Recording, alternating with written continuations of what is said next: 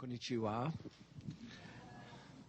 It's a great pleasure to be here. I visited Kyoto many times since the first time I was here was in 1988. So that's 24 years ago. But this is my first opportunity to be present in an academic setting in Kyoto. I was mostly here for research conferences. This is, I think, my 7th visit to Kyoto. So it's a great pleasure to be here. Now, as you heard, this was going to be an interactive session, not just hands-on, but brains-on, as opposed to brains off. It's a talk about education. And in part, it's a talk about my experience as an educator. I started teaching at Harvard about 27 years ago in 1984. And when I started teaching at Harvard, I never asked myself the question, how am I going to teach? Strange, right? Because when you do something new, the first thing you should ask yourself is, how am I going to do it? But to me, it was completely clear what I was going to do. I was going to do to my students what my professors had done to me. And I learned physics in a classroom not very different from this room here, by listening to a professor standing in front of the classroom. So I began doing the same thing. And very quickly, I received signs that what I was doing was the right thing to do. What are the ways that we typically evaluate teaching? I don't know exactly about Japan because, as I told you, apart from some visits to university in the Tokyo area, this is my first visit to university in the Kyoto area. But in the US, we typically evaluate teaching by asking the students to rate the professor at the end of the semester on a usually anonymous evaluation. Do you do the same thing here? Yes, I see several people shake yes. Now, usually, well, first of all, I should tell you that when I became an assistant professor, I was asked to teach the course that none of my colleagues wanted to teach. Physics for pre-medical students. These were not students who wanted to learn physics. They hated physics even before coming into the classroom. And most of my colleagues, at the end of the semester, would come close to committing suicide because the ratings from the students were not very friendly. But not for me. I got very high evaluations. We evaluate on a 5-point scale. And I would get 4.5, 4.8 on a 5-point scale. So clearly the students liked what I was doing. So that's one way of evaluating the quality of teaching. The other is to look how students are doing on examinations. And even though I taught physics for pre-medical students, not physicists, but pre-medical students, I gave my students problems that I wasn't sure I could solve on an exam. But by and large, my students did well. So they liked me as an instructor. They did well on what I thought were difficult problems. Clearly, I was doing the right thing. Now, in retrospect, there were always some negative signs. I don't know if you have the same here in Japan, but in the US, at the bottom of the questionnaire, you can write comments. And even though most students would give me high ratings, some students would write at the bottom of the questionnaire, physics is boring, or physics sucks. I could not understand that. I mean, what is more interesting than understanding how the world around us works? So I didn't understand why students said that, and I ignored it. the same thing happens when I go to a party and people ask me what I do for a living. And if I tell them I'm a physicist, the reaction invariably is, oh, physics? I had such a hard time with physics in high school or in college.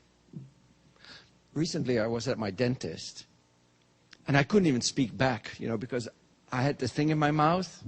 And he said, oh, you're a physicist.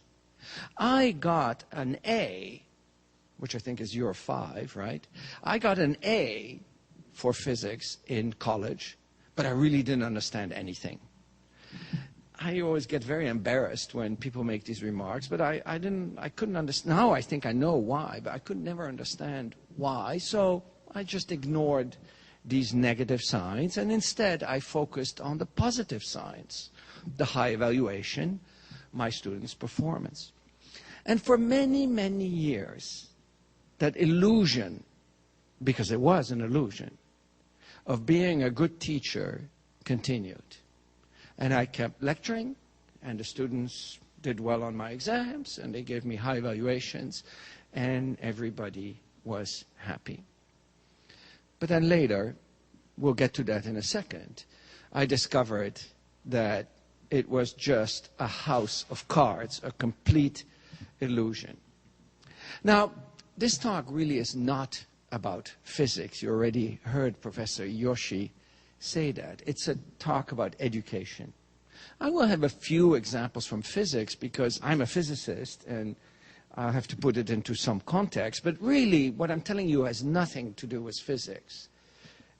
And in fact, my approach to teaching has been applied from the humanities to philosophy to ethics to, French drama to different sciences. So it's not specific to physics.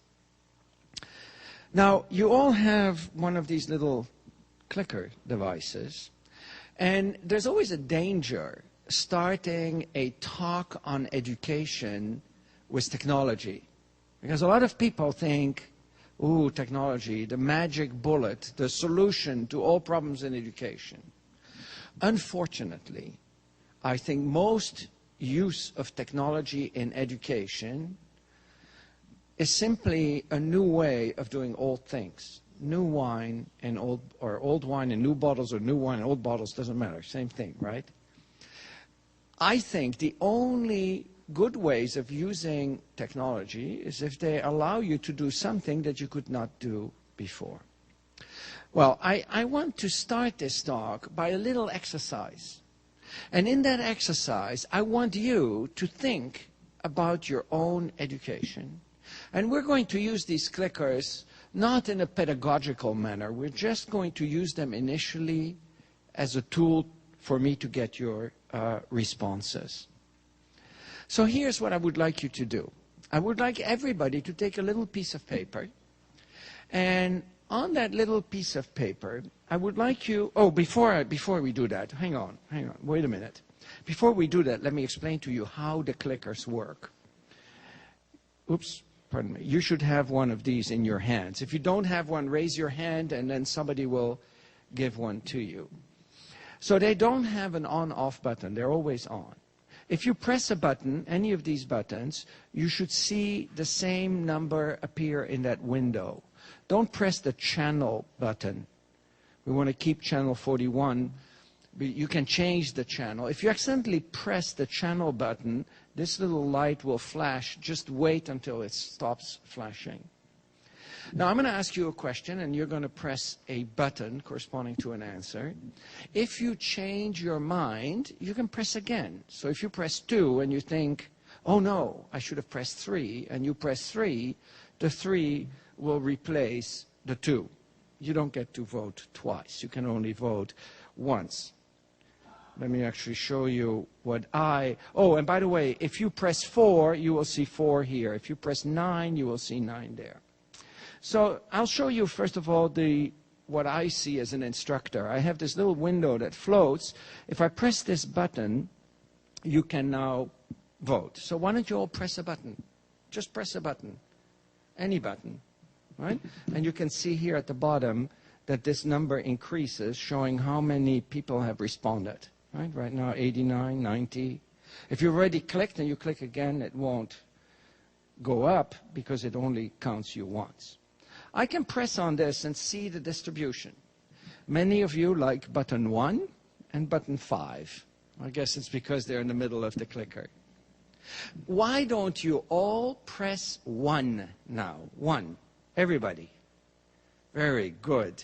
I like it when my audience follows instructions, and you're very good at that.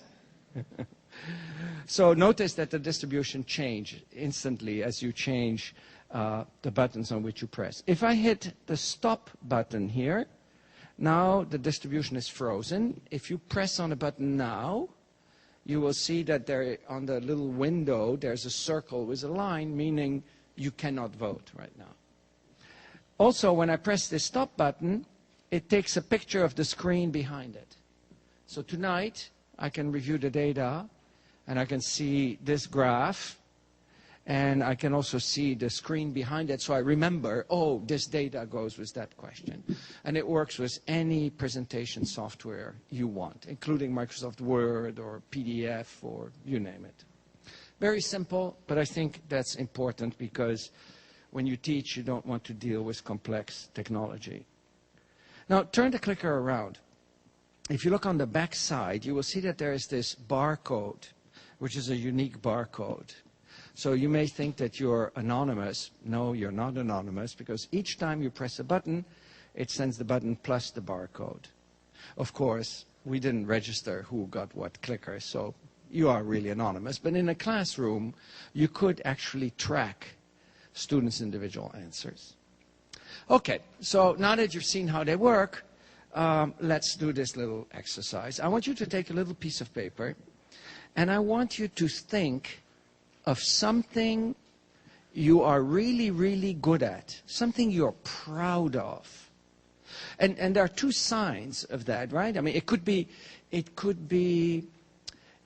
making music, it could be gardening, it could be cooking, it could be solving partial differential equations, it could be reciting works of literature, it could be photography, painting, anything. Something you enjoy, something you know other people respect you for. And ideally, I want that something to be a skill or a knowledge that has been important in your career. So take a few seconds to write down something. You won't have to tell anybody, so it's private information. But I do want you to write down something.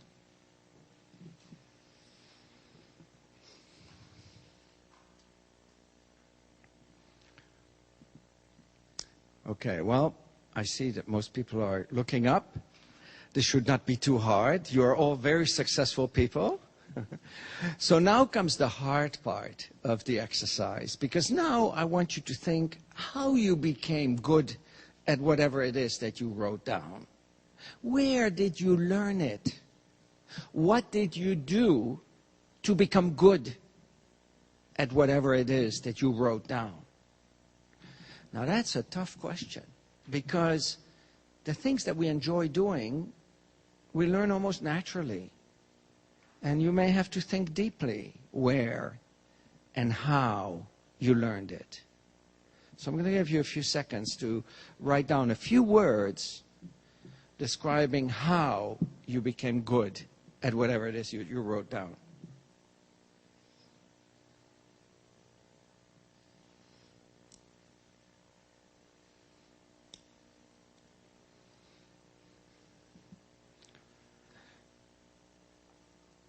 Now, I have done this little exercise all over the world.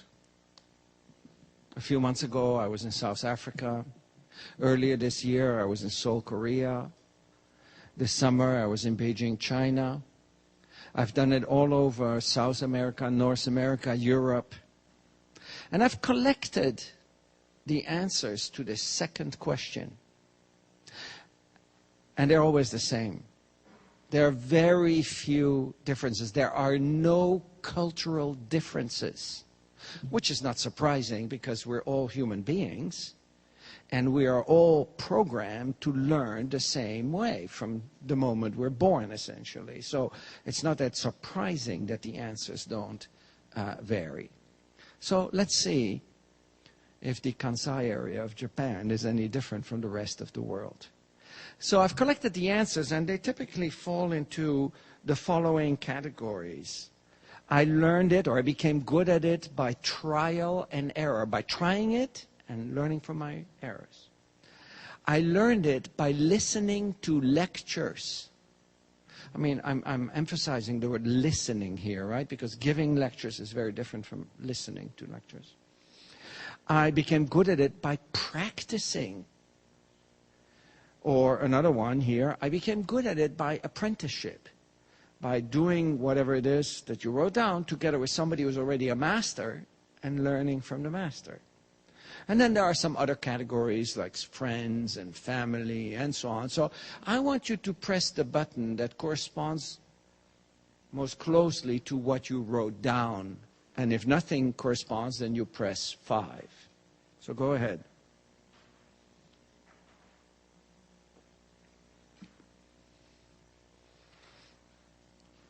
Okay, so let's see. I'm going to wait a few more seconds. We're almost at 100 here. And let's see what the distribution is. There we go. And indeed, it's no different here from anywhere else in the world. The most popular choice is practice. Typically, the percentage in that column is between 53 and 60-some%. And as you see, you're here 55. We learn by practicing. We learn by doing. By, in the words of Professor Yoshi, being active. Now, that's not why I did this little exercise. Because if you look carefully, there's something else that is interesting about that distribution on the screen there. What is it? And you can say it in Japanese. If you say it in Japanese, then I'll listen to my English translation. But what is the other interesting thing about that distribution? Number 2. Look at that. Only 1%, one person, poor person. Only one person said that he or she learned this skill by listening to lectures. Now, why is that surprising? It's surprising because all over the world, how do we teach? That's how we teach, right?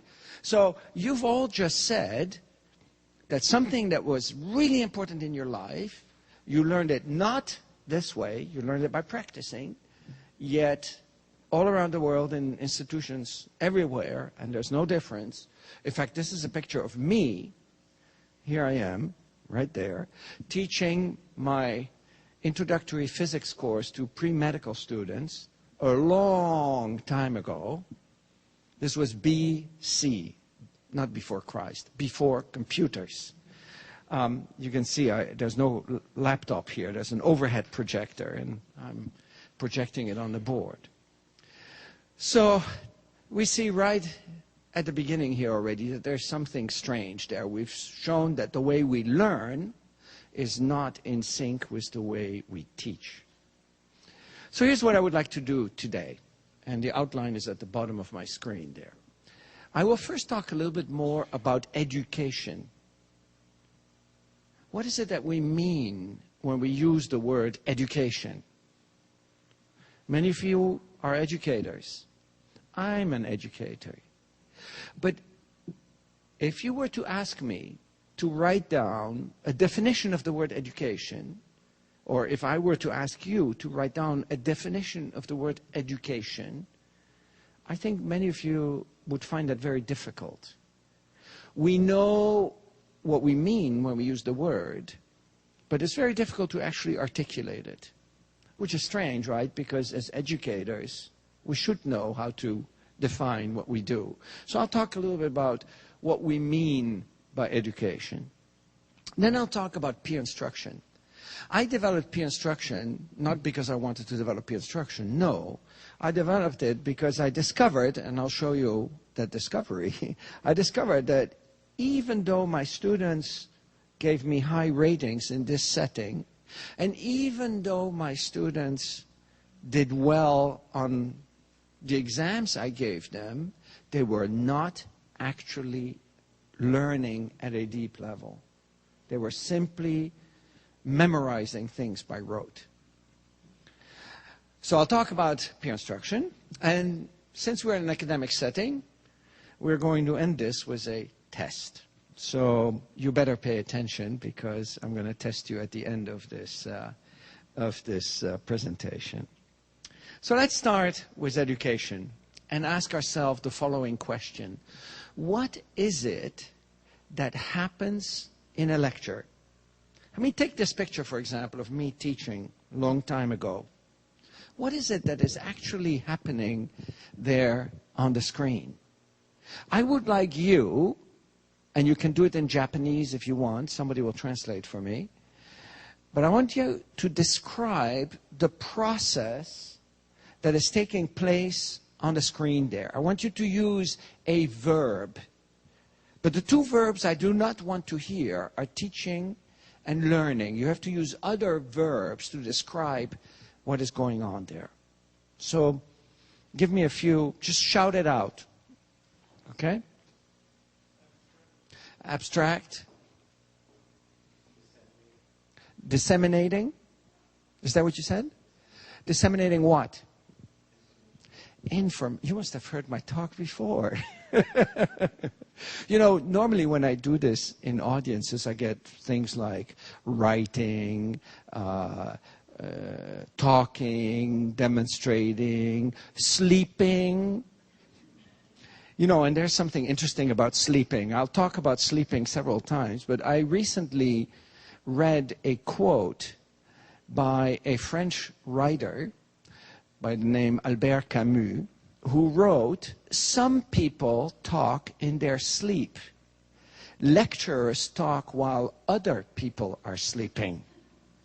I hope you're not sleeping while I talk, but you know, there's some truth to that. But obviously my students are not sleeping. But I think that the gentleman there said the right things. Lectures focus on the dissemination of information. Some people will say dissemination of knowledge, but I don't know exactly what knowledge is, and I don't think you can disseminate knowledge. The only thing you can do is disseminate information.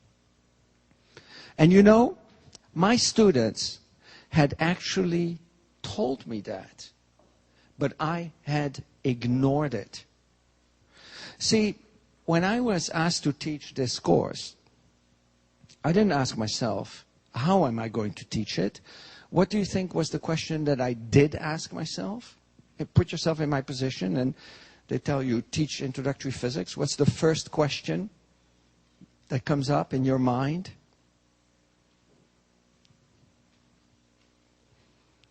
It's not that hard. Huh? Exactly. What book am I going to? It's not the how, it's not the approach, but what book? So I went to a colleague who had taught the course before, and I asked him that question, and he said, well, in this course, we have used a book by the name of Halliday and Resnick. The two authors are Halliday and Resnick. If there are physicists in the audience, they probably know that book because it's been a classic for many, many years. Now, I was educated in Europe, and in Europe, students typically do not buy books for introductory courses. Why buy the book? Why spend the money if the professor is presenting the content of the book to you? So I was at first not expecting that the students would buy books, but then my colleague said, you have to make sure that the bookstore has enough copies of the textbook because they're all buying the book. So I went to the bookstore near Harvard University, and I made sure that they had 150 copies of that textbook. And as I walked back to my office, I said, wait a minute. If they have the book and I have the same book, then what do I do in the class? So I went to my colleague and I knocked on his door and I asked him that question. And he said, oh, don't worry. There are lots of different physics textbooks. Right? He had a whole shelf full of them. And I started to look, and very quickly I found the perfect book. It was perfect for two reasons. The first reason was it was different in approach than the book that I used, so it was not the same. But that was not the important reason. The important reason was that the book was out of print. The students could no longer get a copy of it.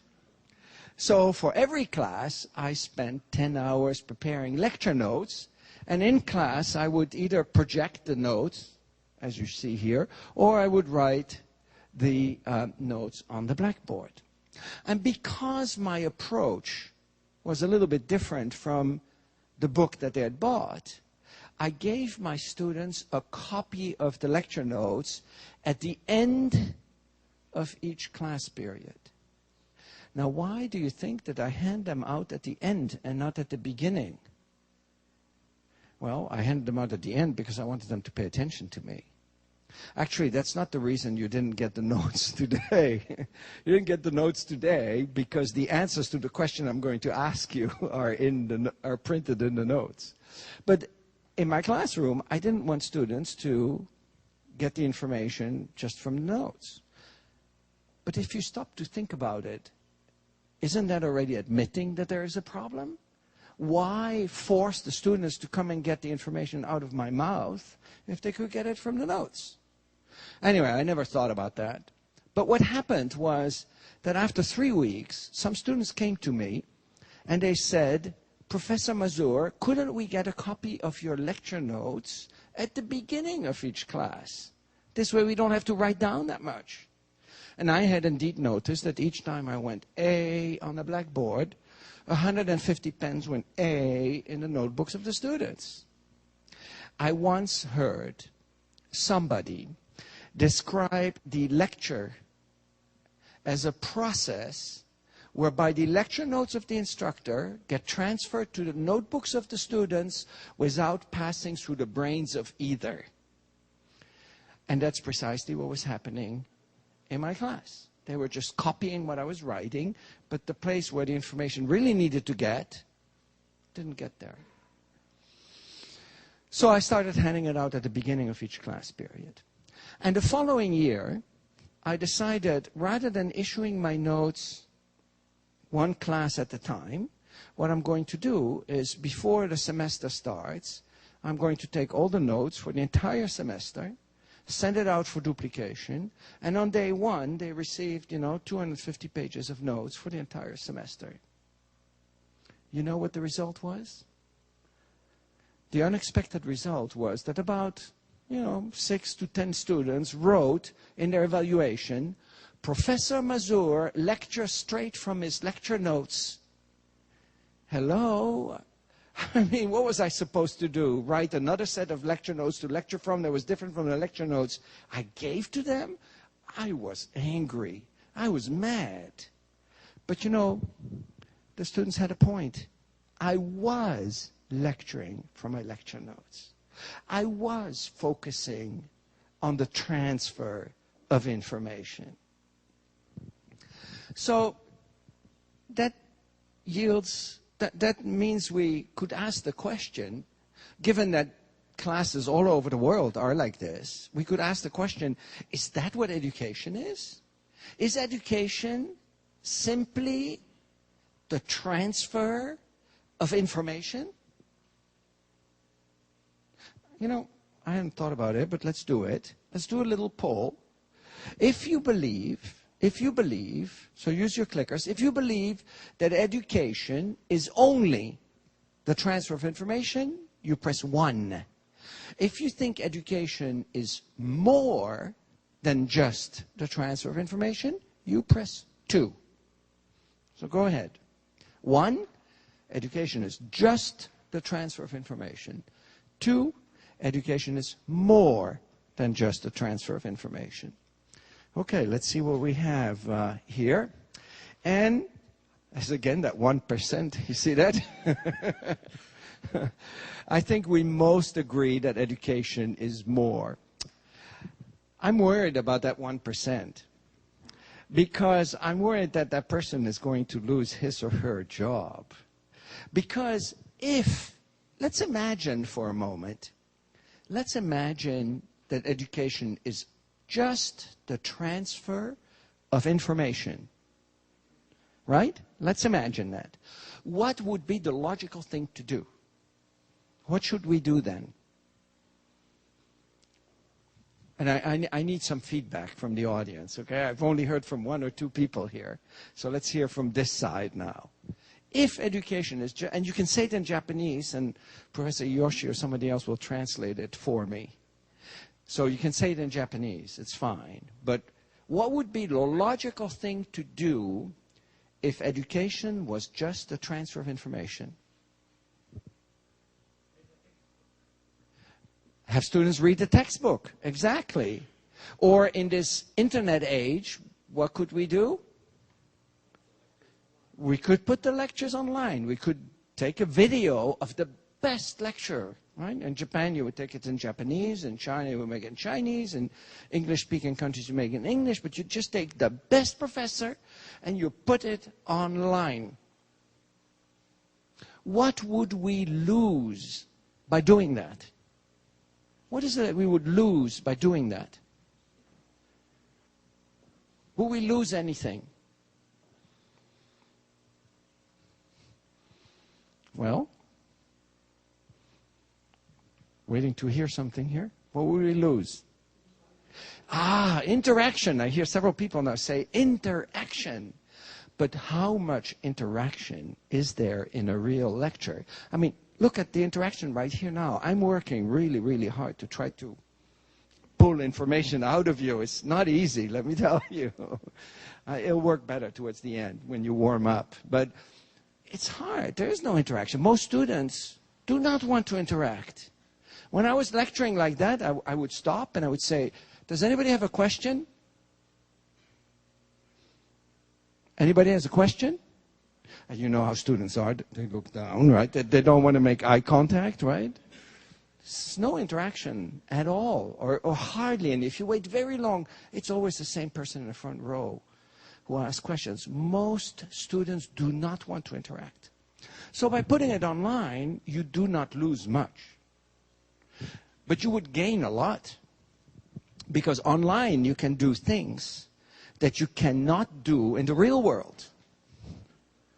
Have you ever had a student in your class raise his hand and say, Professor, could you please be quiet for 5 minutes? I need to think. I've never had that in my class, right? Or a student who raises his hand and said, Professor, could you please repeat the last 10 minutes? I need to hear it again. Right? Online, you can do that, right? You can put pause and think, or you can go back and listen to it again, or you can stop and call a friend and say, hey, do you understand what Professor Mazur says at 8 minutes and 21 seconds? Right? So you would gain all of those benefits from putting it online. So if education, as this one person said, is just the transfer of information, I am afraid that we will all lose our jobs. Because very quickly everything will be online. However, the good news is that 99%, including me, believes that there is more. There's more to education than just the transfer of information. So now, to the 99% here, I'm asking, what is it? What is it that is needed in addition to the transfer of information? And again, you can say it in Japanese and somebody will translate it for me.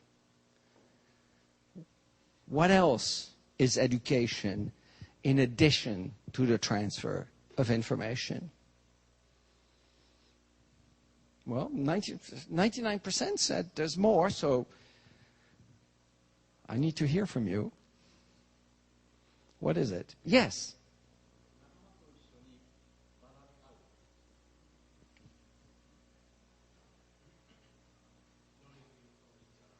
Learning from each other, exactly, which, you know, does not really happen inside a classroom. As a learner, you need to do something from that information, with that information. It's not just taking the information from the instructor, putting it into your head. No. You need to make sense of that information. Connect it to your experiences, to what you already know. Build mental models. Have the aha moment, right? So much education is simply instructors presenting information to students, and then you wait 1 or 2 months, and on the exam, the student gives the information back to the instructor. But that's not really what education is. A lot of my education, even in Europe, where I was educated, very much followed that model. The professor gave me information on the exam, I had to give the information back. The way I learned history, for example, a collection of facts. In what year did the Dutch defeat the British just outside London? I don't know, I've forgotten, I'm sorry. I can probably Google it, but I've forgotten. But I memorized it long enough to pass the exam and be admitted to the university. Did I learn something that is useful? No. Could I have learned something that was useful? Yes, absolutely. I could have learned why this historical fact happened. What were the circumstances that made it possible for the Dutch to defeat the British on their own territory just outside London? I don't know, because I never learned. I only learned the date. Not that long ago, I was at the University of Connecticut, which is just south of Boston. I gave a talk in the physics department on education. And after my talk, one of the professors came to me and said, I had something really interesting happening in my class this year. He had worked very hard on making physics relevant to the students. And in order to make it relevant, he connected it to baseball. There's a lot of physics in baseball, right? I mean, trajectories of balls, collisions between bats and balls. So in the classroom, he would give examples out of baseball. On the homework, he would put baseball problems. On the exam, he would put baseball problems. At the end of the term, he was writing the final exam. And as he was writing the final exam, he realized he had run out of baseball problems. So he put some football problems on it. Professor, complained the students, we've never done any football problems. I'm sure you recognize some of your own students or maybe some of your own experiences, right? I think that if you're unable to transfer what you've learned from one context to another, you have not really learned. And unfortunately, that holds true for many students.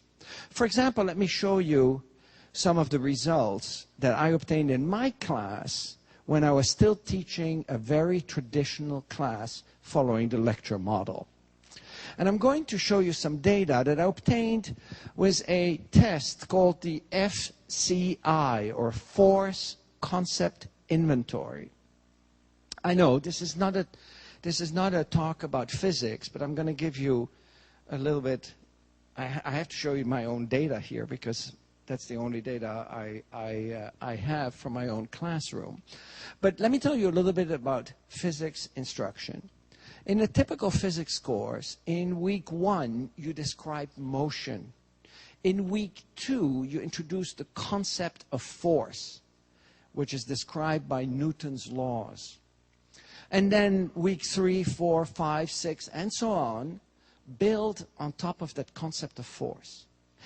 Force is like a basic building block of physics. If you do not understand force, it's very difficult to understand anything in physics. Well, in 1990, I read about this FCI. It was published in a magazine of the American Association of Physics Teachers. And the person who developed this force concept inventory, which is a multiple choice quiz if you want, said that there's very little difference between how the students do on the FCI before they take physics compared to after they take physics. In other words, they learn almost nothing. I read that and I thought, it can't be true, right? But then he showed a table how this applied to teachers who had gotten high and low evaluations at the end of the semester. He had given it to students, to students of teachers who had won teaching awards. Do you have teaching awards here in Japan? Do you give teaching awards? Yeah, based on student evaluations. Yeah, okay, so same thing in the US. So he looked at the pre-test data. Pre-test means at the beginning of the term, and post-test at the end of the term for the award-winning teachers. And then he looked at the same difference for the dullest, driest, most boring teachers you can imagine. And you know what? There's no difference. The award-winning teacher does not have more learning gains or does not cause more learning gains in the students than the dull, dry, boring teacher. I saw this and I thought, no way, not my students, not Harvard students. Right? I mean, we are very selective institutions, so I thought my students, in fact, most of the students who come to Harvard already have had at least 2 years of physics. So I already assumed that they understood forces before they started. But I'm a scientist, so when you're a scientist, you learn one thing, namely not just to make statements. So I thought I'm going to show that my students at Harvard are different. And one day, I came to my class and I said to my students, look, I'm going to give you a quiz. I didn't want to call it a test. You know, pre-medical students, if you use the word test, they panic. So I said, I'm going to give you a quiz, and you don't have to worry about this at all. It's not going to affect your final grade in any way. I'm just using it to test the effectiveness of my own teaching. When I said that, I realized I'd just taken away all incentive for them to take it. You know how students are. If you tell them it's not going to affect your final grade, they won't even show up, right? I don't know how it is in Japan, but that's certainly true in the United States. So I thought, I better make sure that my students actually take this quiz seriously. So I said, look, next week we have an exam. If you take this quiz seriously, it will help you prepare yourself for the exam. As soon as I said that, I realized I told them a huge lie, because the exam dealt with much more complicated things than the FCI, which was just the concept of force. So I was worried that my students would be offended by the simplicity of this test. I was wrong there, because as soon as they started, one student raised her hand and she said, Professor Mazur, how should I answer these questions? According to what you taught me, or according to the way I usually think about these things? I remember standing there thinking, I don't know how to answer that question. And by the time they had finished the FCI, it was clear that I had a big problem. So what you see here is a histogram showing the results. On the horizontal is the score. As you can see, some students got 29 out of 29. According to Hestenes, anybody who scores below 23, which is about 70% of my class, has not understood the concept of force, is still partially a so-called Aristotelian thinker. If you take a gorilla and put the gorilla behind the keyboard pressing, random keys, you get about this. As you see, I have some gorillas in my class, right? Now, I've used this FCI now for more than 20 years in my class, and, unfortunately, this is only the post-test after I teach. Let's compare to how it is at the beginning. I didn't do it in 1990, but in the next 3 or 4 years, this was the pre-test. So now compare the pre-test at the beginning of the class, blue, to the post-test at the end of the class, red, and you can see there's not much difference, right? There's not much difference, and this is the most basic thing. So let's compare that to some other universities. What I'm going to do is I'm going to take the blue distribution, and take the average and put that on the horizontal axis, which is 70%. Then I'm going to take the red distribution, take the average, and take the difference between the two, 78% minus 70, so the change caused by my teaching is just 8%. That's it. That's all. If you start at 70, you can go to 100, right? So 30. So you see that my students, instead of gaining 30, only gained 8. The reason I'm showing it this way is because this allows me to compare to many other universities.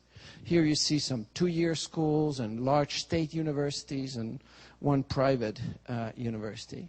And you can see that everywhere these data points are far from that line. So no matter what the level of the students, and this has been done in China, I mean, it's the same, there's no cultural differences there either. If you lecture, you gain only a quarter, 1/4, right? And 1/4 here of the maximum possible gain. Well, when I thought that, I thought, how can this be? Maybe, Eric, you're not such a good teacher? But that could obviously not be true, right? I mean, I just knew that could not be true. So what other possibility of explaining this poor result? Dumb students. But you know, at my institution, where we have a very select group of students, that's hard to claim, right? So I thought about it some more, and then I came up with the perfect excuse. I thought there had to be something wrong with this test. Maybe it was the FCI that was wrong. And I started to do some testing of my own. I don't have time to go into the detail here, but I basically ended up finding out, and if you're interested in hearing more about this, there's a talk that I have given many, many times, which you can see on YouTube, called Confessions of a Converted Lecturer, where I show more data. Today I want to get a little bit more engaged here. But what I found was that students were able to do the textbook problems very well, but they were not able to understand the basics. Why? Because they simply learned to follow procedures without understanding the underlying procedures. Now, that of course, you know, if you're happy with that, that's fine. But I think we want our students to be able to do more than that. We don't want our students simply to be able to follow examples and only be able to solve those examples. There are many problems in the world. Energy, water, natural resources, conflict, problems that we don't know how to solve yet. We want the next generation of students to be able to solve those problems. I don't want my students only to my level. I want my students to stand on my shoulders and reach higher. Right? We want the next generation to build on what this generation is able to do. So simply teaching our students what we can do is not good enough. We have to go beyond that. So the point I really want to make here is that it's not just the transfer of the information, but it's the assimilation of the information, and that was not happening in my class. So think about your own education. Where is it that that assimilation of information, Piaget would basically call it accommodation of information, but I'm using the simpler term assimilation here. Where did that happen for you? I've often asked myself that question. Where would the moments occur where I said, oh, I understand it now? Did that happen while you were sitting in a classroom like this one, listening to the instructor? I don't think so, right? It happened outside of that classroom. So, to get now to the second part of my talk here, peer instruction, I like to think of education as a two-step process. One, transfer of information, right? We need transfer of information. And secondly, as a learner, you need to make sense of that information. Now, in the traditional approach to teaching, step one happens in the classroom, And step 2 happens outside of the classroom, right? I remember, after class going over my notes and thinking, why did this professor do this, right? And then think, and then, oh yeah, that's why.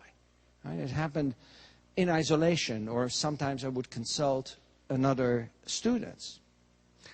If you ask yourself, which of those 2 steps is the easy one, I think we would all agree the transfer of information is the easy one. The hard part is making sense of that information. So it's kind of strange that in education we mostly focus on one and leave the much harder step 2 to the students on their own. So what I decided to do, after discovering how little my students at Harvard were actually learning, was to switch this around.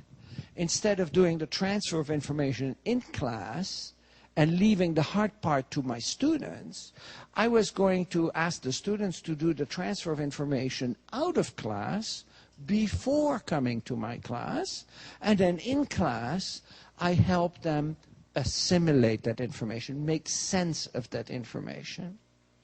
So now I still give my notes to my students, but before they come to class, they have to read the notes.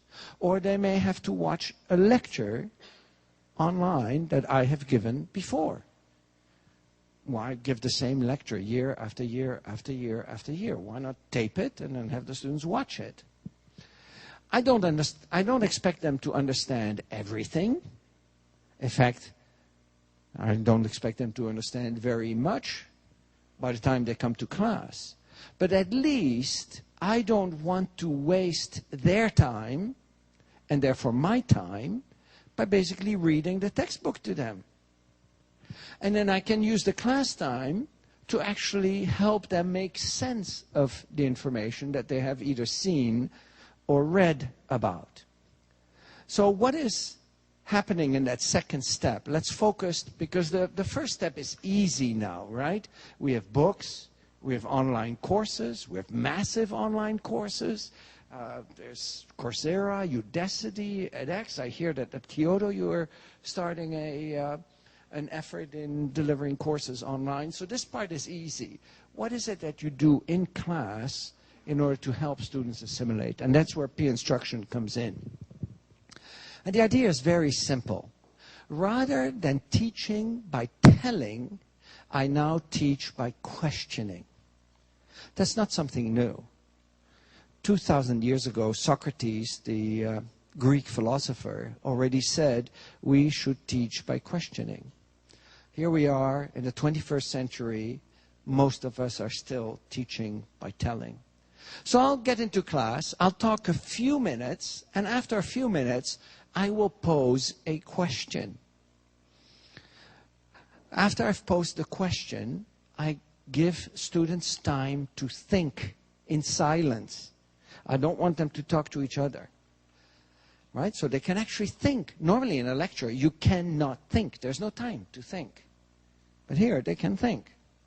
After they've had time to think, I collect their answers, now using clickers. Before we used other techniques.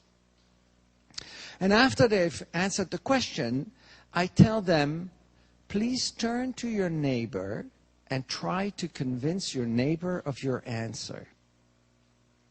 Complete chaos. Now, this was sort of an accidental discovery.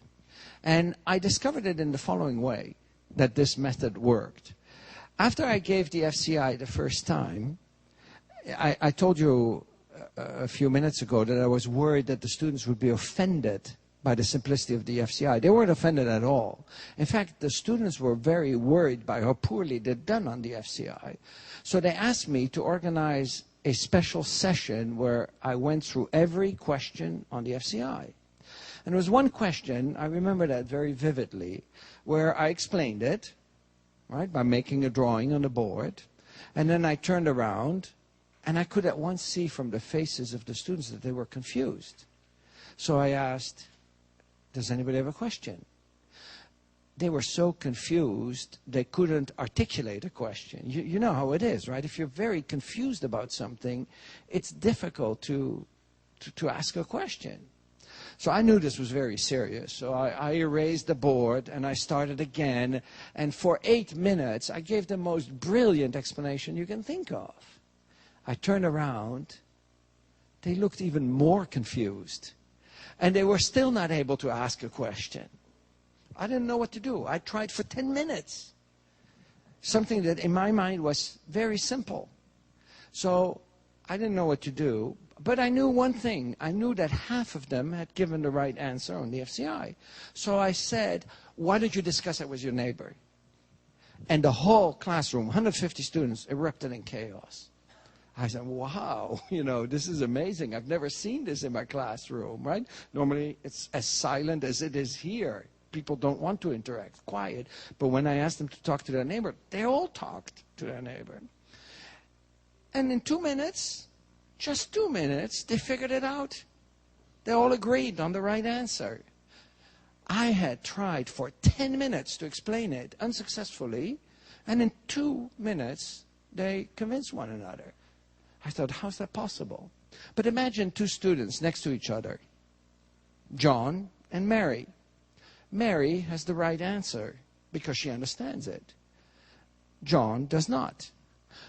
On average, Mary is more likely to convince John than the other way around.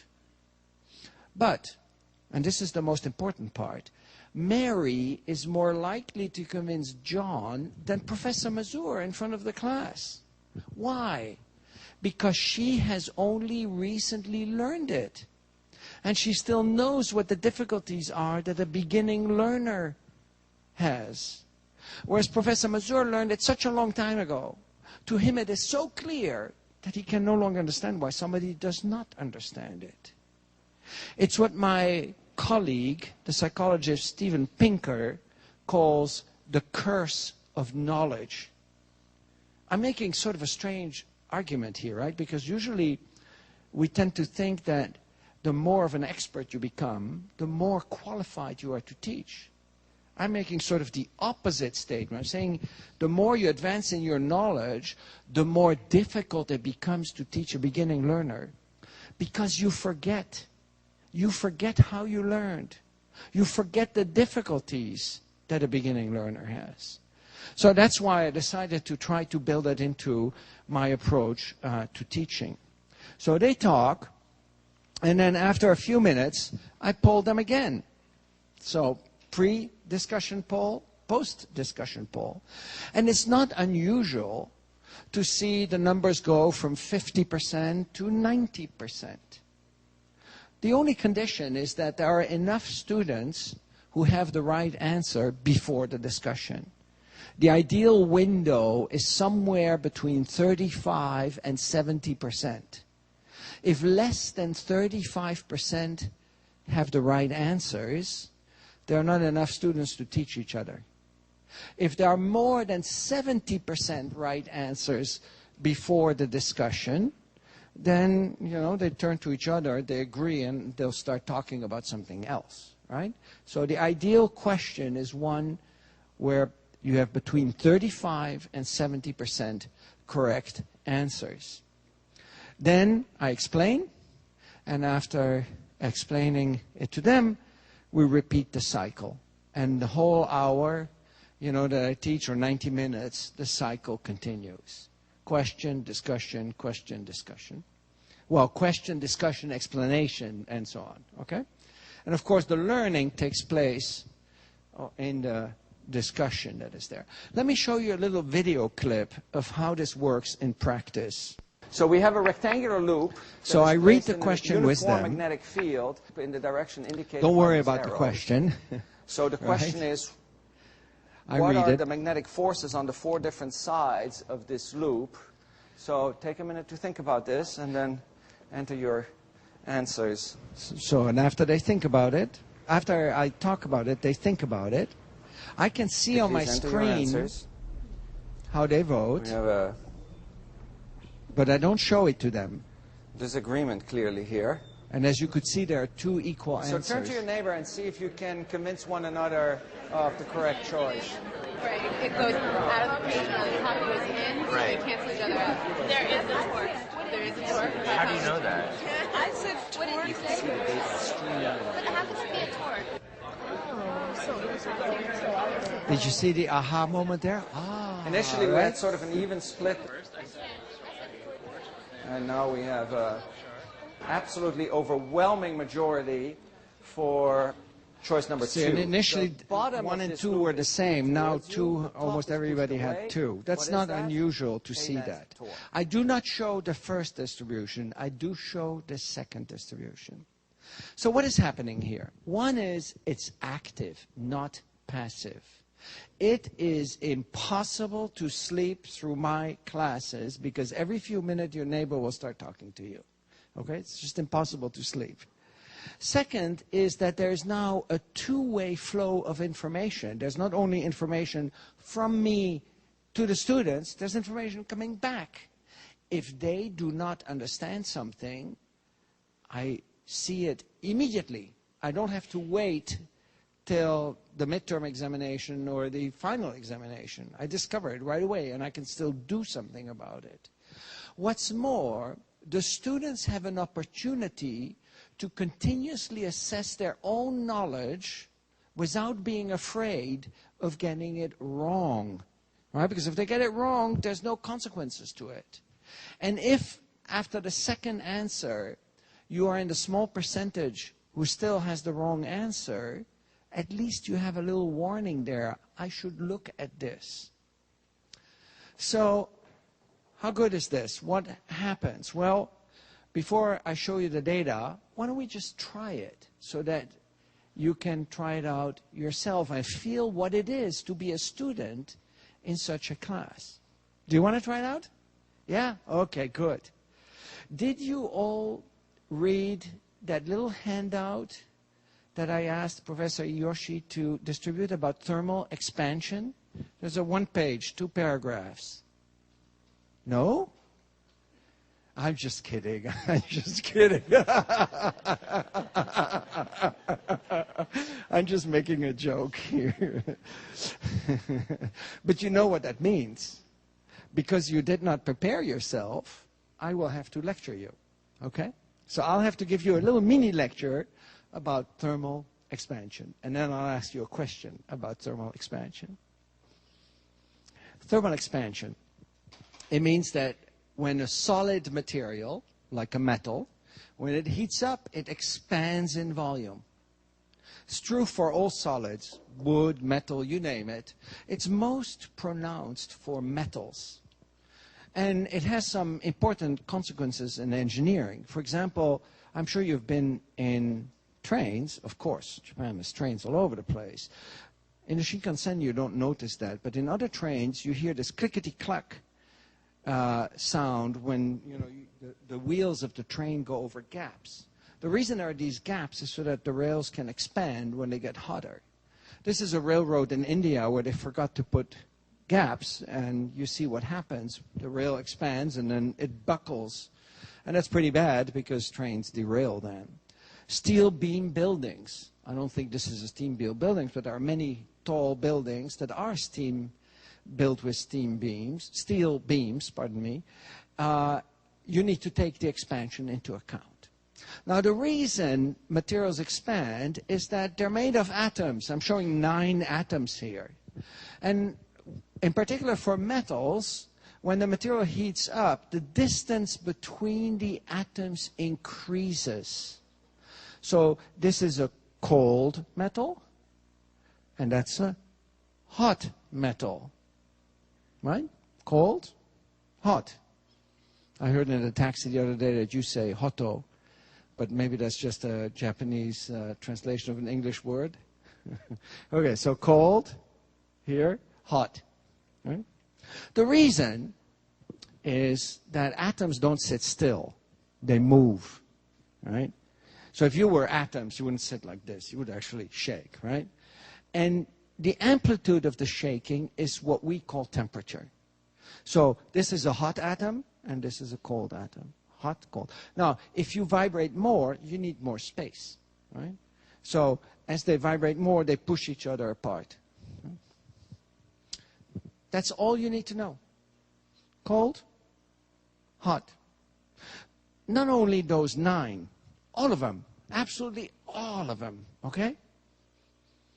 Good. Questions, anybody? No questions? Cold? Hot? Now, look, I mean, one thing I could do is I could make this dark, and I could ask you the question, when metals get hotter, they expand because the atoms, A, get closer together, B, stay the same distance, D, get, go further apart. But that would not be interesting, right? Because then I'm giving you information, you're giving me the same information back. I'm going to see if you can take this model and apply it to a new context. So you better ask me questions before I ask you questions. No? Nobody? No, it's completely, I knew I was a really good lecturer, so maybe cold, hot. No? Ready for the question? Last chance to ask me a question. Last chance. Otherwise, I'm going to ask. Raise your hand. Don't be afraid. Huh? Okay. I warned you. So here comes my question. And don't talk to each other. So here are the instructions. What I want you to do, I'm going to hide this for a moment. What I want you to do is I want you to think about the question. Think about this model of the atoms getting further away. Then answer the question in silence. No talking to your neighbor. After I tell you, I want you to talk to a neighbor. If you turn to one neighbor and you have the same answer as that neighbor, you say, thank you very much, and you turn to another neighbor. Do not talk to somebody who has the same answer. Find somebody with a different answer. Maybe you'll get to meet somebody new in here, which is, kind of fun. If you find somebody with a different answer, you try to convince that person that you are right and he or she is wrong.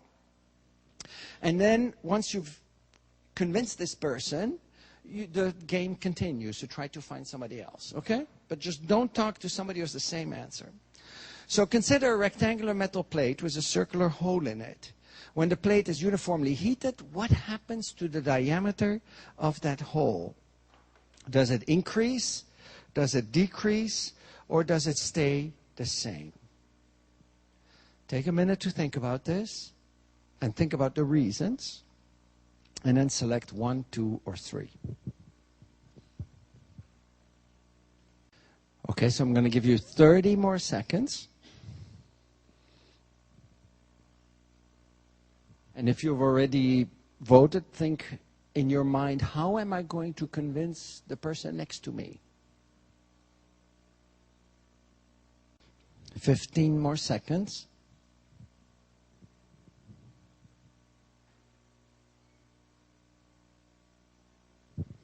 10. So now, if you still don't know if it's 1, 2, or 3, make it a game. But you have to press a button, okay? So if you have not yet pressed 1, 2, or 3, just guess. But you have to press a button, okay? So go ahead. This has to go up to 100 there. So, and remember, I want you now to find somebody who has a different answer. If you need to get up and walk around, it's fine, right? Find somebody who has a different answer. Try to convince that person. And then continue until I stop you. Okay? So go ahead. Find somebody who has a different answer. Go ahead. Talk to each other. Okay? Everybody, if you don't talk to somebody, I will come and talk to you. Okay?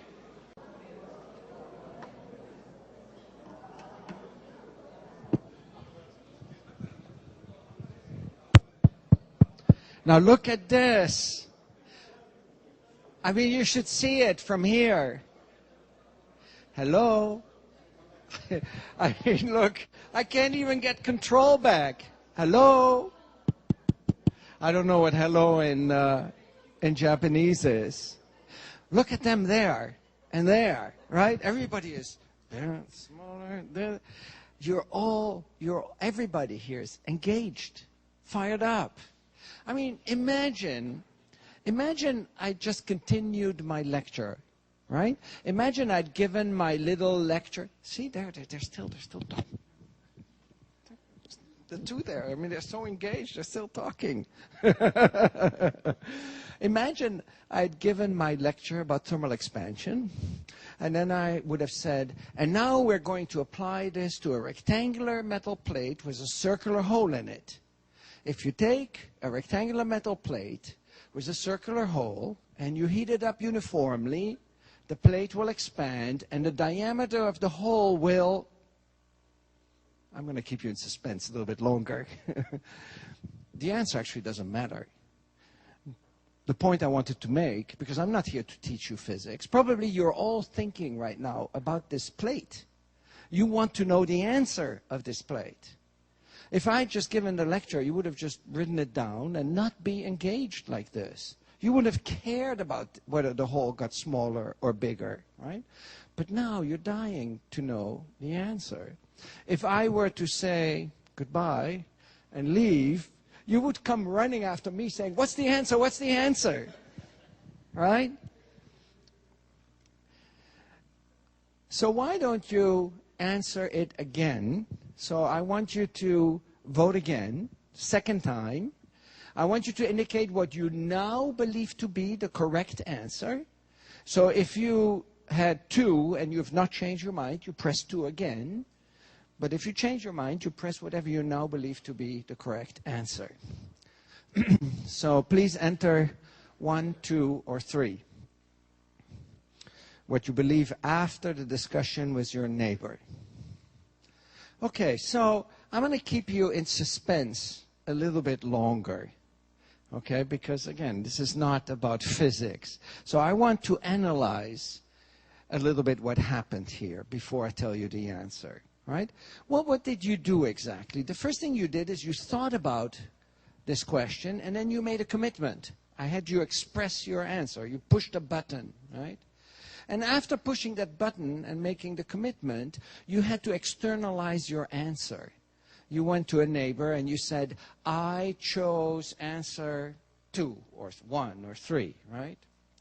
And the thing that happened was that in the discussion, your discussion moved from the answer, which could be conceived as a fact, to the reasoning. It was not the hole gets bigger or smaller or stays the same. No, it was, I think that the hole gets smaller because blah, blah, blah, right? Some kind of an answer. You had a deeper discussion than just the answer. But the most important part, perhaps, is that you became emotionally invested in the learning process. You are dying to know what the answer is. Even though, let's face it, it's not very interesting whether a hole gets bigger or smaller, right? It makes it so much more engaging and interesting. Now, unfortunately, I have some bad news for you. I thought I gave a very clear lecture. And you thought I gave a clear lecture too, apparently, because nobody asked a question. Only 28% got it right. Only 28%. So that means out of every 4 people, only 1 had the right answer. I told you, you need a minimum of 35% for the method to work. This question was a little... I am very, very curious because with 28, you know, there are very few people who were able to teach their neighbors. So I'm not sure it will have worked this time. So let's look. I'm going to show you the distribution as it is now. And actually something quite remarkable has happened. It improved, not a lot, because the correct answer went from 28% to 32, which is not very great, but, you know, that's unfortunately the truth here. The question was too hard. It's number 1. Now look at that. I can see many of you think, bigger, smaller. And again, you've forgotten that I'm not here to teach you physics. I'm here to show you the engagement. Now, I don't want you to lie in bed tonight. By the way, here are the 2 distributions. Let me show them both. Here you see the two distributions together. So initially we had 28% there, so a little change, but not a great change.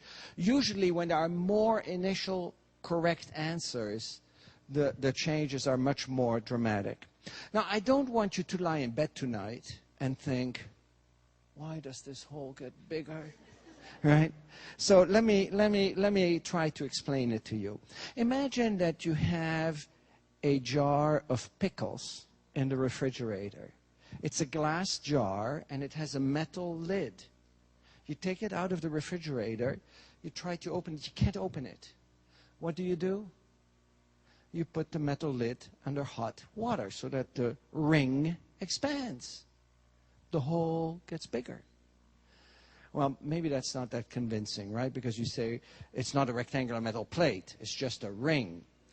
So, but imagine that we have a rectangular metal plate and no hole in it. There's no hole. It's just a rectangular metal plate. We take out a pen and we draw a circle on the plate. And now we heat up this plate and the plate expands. What happens to the circle? Everything gets bigger, so the circle has to get bigger too, right? You say, well, that's not fair, because if there was a hole, then the metal would expand into the hole. But let's just consider the atoms at the edge of the hole. So this is the metal, this is the hole, and these are the atoms at the edge of the hole. Right? Imagine that it's a beautiful day outside, we could all go outside and we make a big circle like that. We are the atoms at the edge of the hole. And now we hold hands, and now we all step inside towards the center of the circle. What just happened to the distance between us? Here? This is the original hole, and now we step towards the center. What happens to the distance? It gets smaller. It cannot get smaller, right? Because there's more shaking going on, right? The only way to make the distance larger, the only way to make the distance larger is to make the hole larger. You won't forget this. And again, you're probably thinking physics. This is not about physics. It's about engagement. And the only thing there are 2 points I wanted to make. One is, my lecture was not very good. You did not get it, right? And the second point I want to make is that as a student, it's a very different feeling to be in a classroom where you are actively engaged than when you're just a passive receiver of information.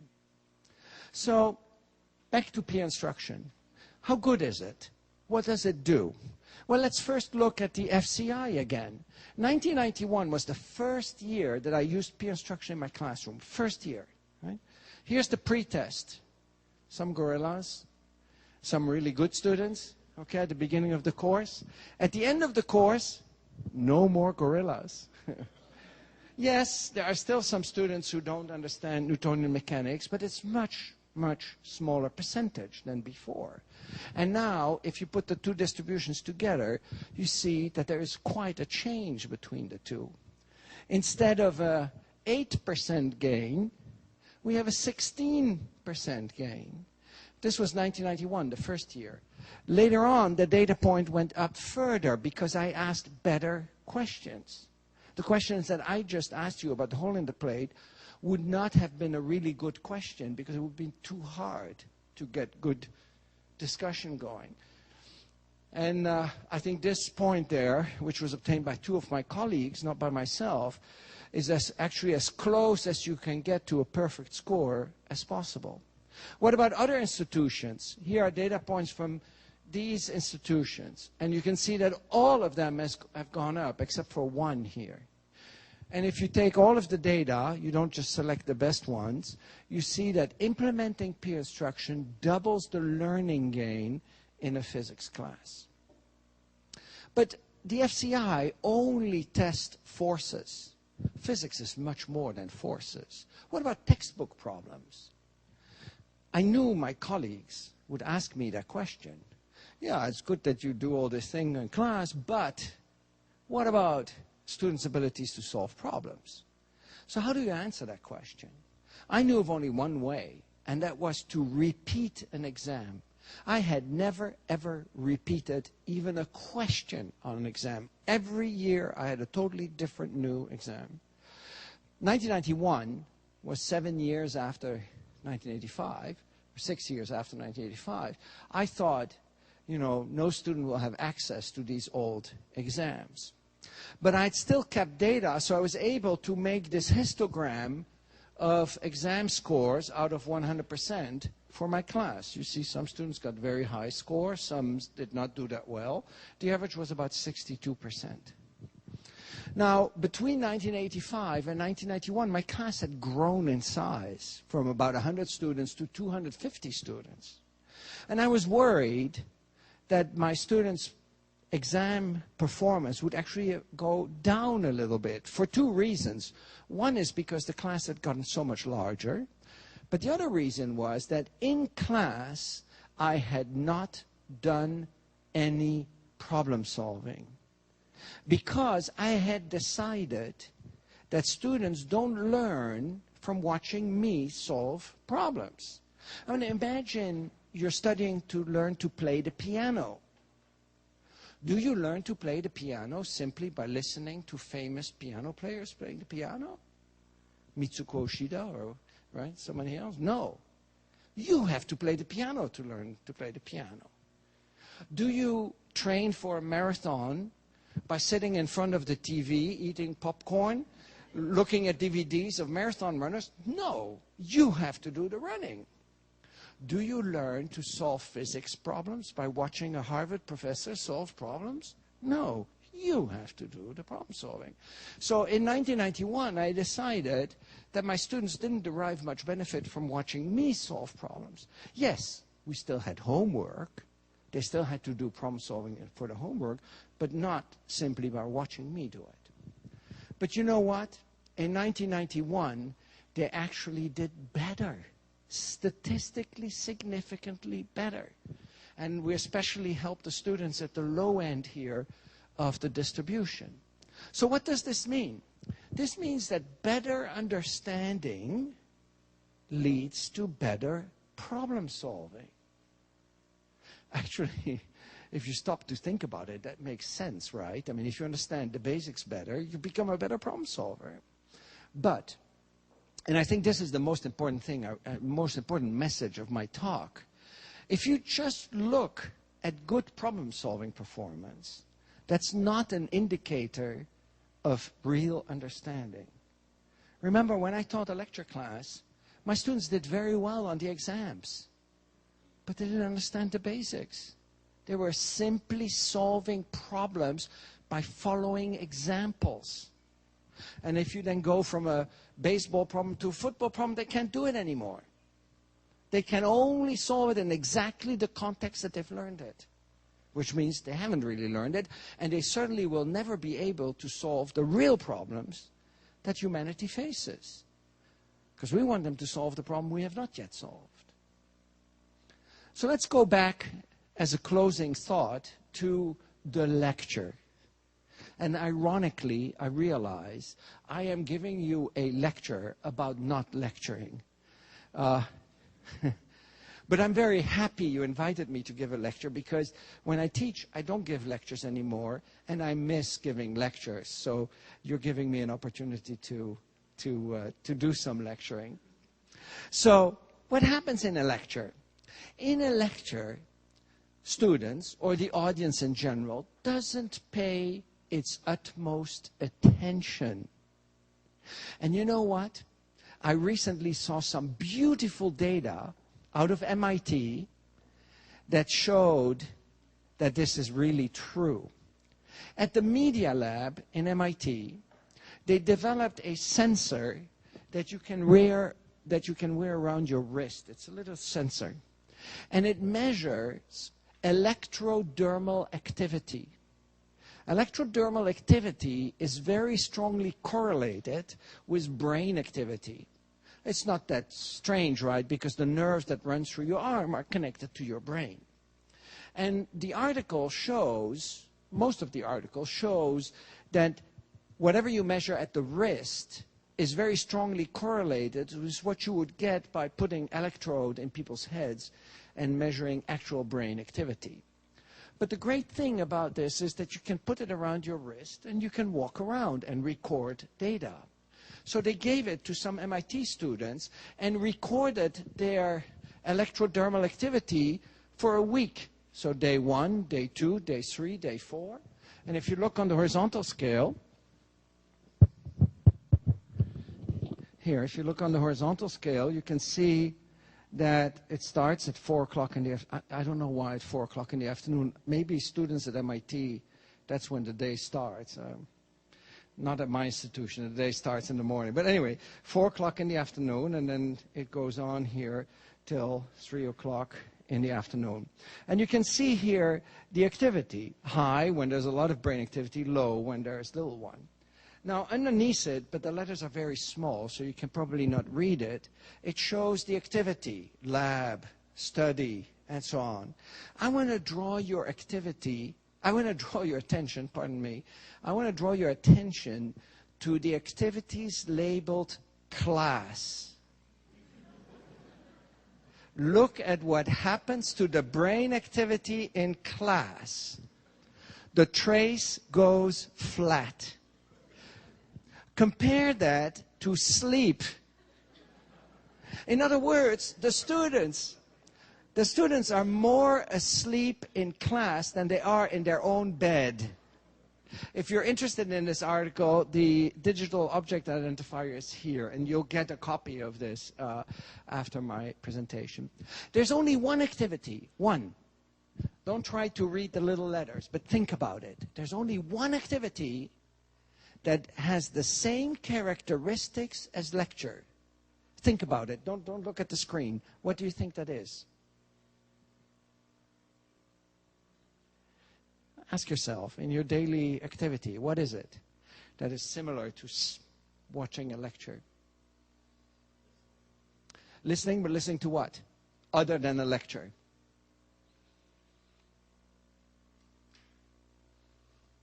Watching TV, exactly. Look at that. There's TV, there's TV. It's completely flat. And this is something that people knew already a long time ago. Well, a long time ago, 40 years. 40 years ago, people did brain studies of people watching TV. And they noticed that brain activity goes to 0. People become like a vegetable in front of the TV. And the reason is very simple. The mind likes to wonder. You know, you like to dream, to think about things, to think, right? I mean, that's why many people find reading a book more enjoyable than seeing the same movie that the book represents. If you ask people, what did you enjoy more, reading the book or watching the movie? Almost everybody says reading the book.